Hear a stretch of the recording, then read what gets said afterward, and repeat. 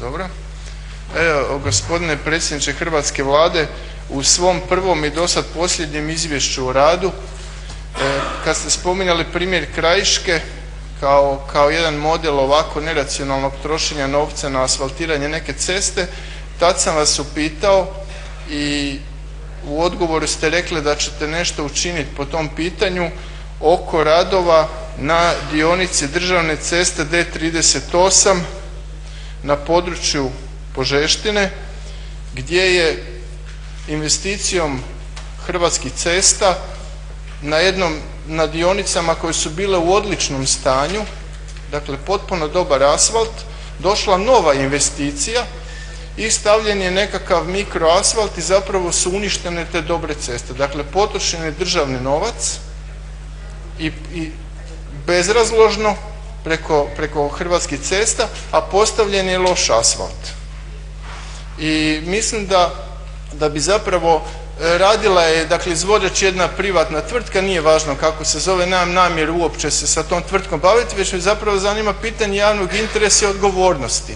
Da li mi možemo zapravo uspostaviti nekakvu odgovornost da se jednostavno i takve stvari i u cestogradnji više ne događaju. Dakle, ako smo, jer je danas u Hrvatske ceste jedan veliki investitor, jedan veliki potrošač državnog novca, a očito je da tu ima jako puno prostora da se ozbiljno zapravo time pozabavi, vidi što oni rade, kako rade i da se zapravo ovakve neracionalne stvari ne događaju. Jer nama i vama se obraćaju ljudi koji traže 100 kuna, 200 kuna, a mi i nemaju te novce, a mi ovdje milijune kuna državnog novca nekad trošimo zaista na vrlo čudne zahvate i na kraju time dođemo u situaciju da je lošije danas nego što je bilo prije nego što je taj zahvat uopće izveden.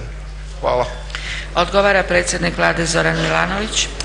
Poštovani zastupniče, stvarno me raduje vaše pitanje, odnosno to je komentar i pogled na problem koji je identičan mome.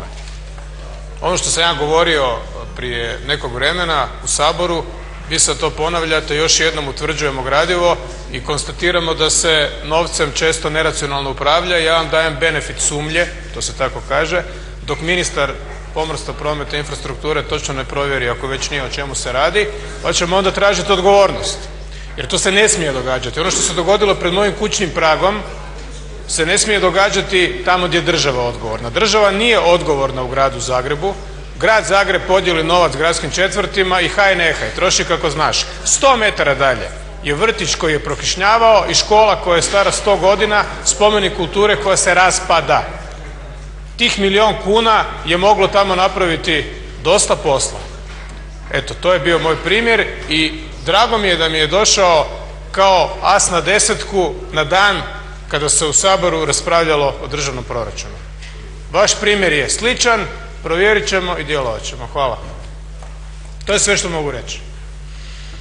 Kolega Đurović, Dražen Đurović, komentar na odgovor. Dakle, molio bi i pismeni odgovor, a sad ću vam još malo proširiti temu. Znači, radi se o tenderu koji je raspisan u lipnju prošle godine, 1. rujna je prihvaćen, 4 su tendera provedena, to je istočna Hrvatska, središnja Hrvatska, primorska Hrvatska, južna Hrvatska. Ukupna vrijednost tih tendera je bila sa PDV-om 37 milijuna kuna. Na sva 4 tendera je prošla jedna te ista ta tvrtka koja je kod nas upropastila taj asfalt. Tvrtka ima 300 zaposlenika. U tom trenutku, nakon što je prošao tender, tvrtka odjedanput počela raditi po cijeloj Hrvatskoj na sva 4 ova tendera, počeli stavljati taj mikroasfalt. Pa ne može sa 300 ljudi se pola Hrvatske ići asfaltirati. Uzeli su silne podizvođače razne. Mjesec dana nakon ovog, ta ista tvrtka na Mljetu, neću vam reći šta je pisalo, mještani su digli bunu, dakle na Mljetu stoje sa pločama i zaustavljaju radove ili mu propaštavaju asfalt. Ta ista tvrtka godinu dana prije u Zagrebačkoj cesti u Dubrovniku također nastaju problemi i naknadni radovi. Dakle, na Cresu također isto to. Dakle, imamo niz događaja vezan za, kažem, neću uopće spominjati, nije pitanje tvrtke, već modela gdje je zapravo 37 milijuna kuna više nije mali novac. Jedan ozbiljan događaj da li postoji odgovornost u Hrvatskim cestama da oni mogu utvrditi, jedna tvrtka sa 300 zaposlenika može po cijeloj Hrvatskoj stavljati taj asfalt. I na kraju da je kvaliteta tih radova vrlo loša, vrlo dvojbena i zaista mislim da je bilo dobro utvrditi tko je to zatražio, zašto je to provedeno, način kako je provedeno i ima li tu elemenata ikakve kaznene odgovornosti. Zato molim i pismeni odgovor. Hvala.